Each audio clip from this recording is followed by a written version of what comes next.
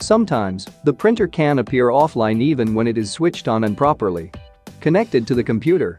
So how to fix printer offline error in Windows 10? Restarting the printer and computer can help in fixing minor software glitches and connectivity errors. Power off the printer, then wait for 60 seconds and restart the printer. Thereafter, restart your computer and try to print a test page.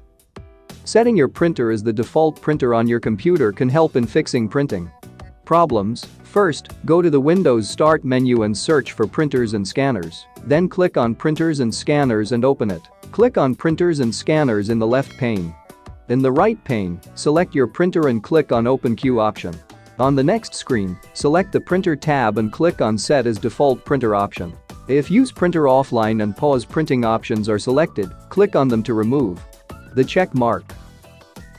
Disable Use Printer Offline mode on your computer can help in fixing printing problems. First, go to the Windows Start menu and search for Printers and Scanners. Then click on Printers and Scanners and open it.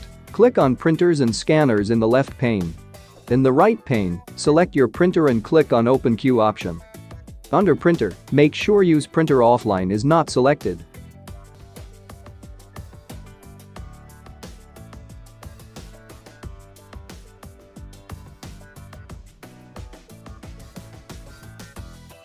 Now you restart the computer. After restarting the PC, you will see the printout will come out without any problem.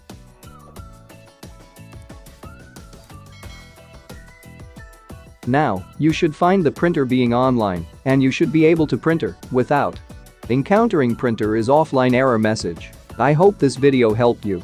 Please share it with your friends also. If you have any doubts related to this, let us know in the comment box below. If you liked the video, don't forget to like, share and subscribe to the channel.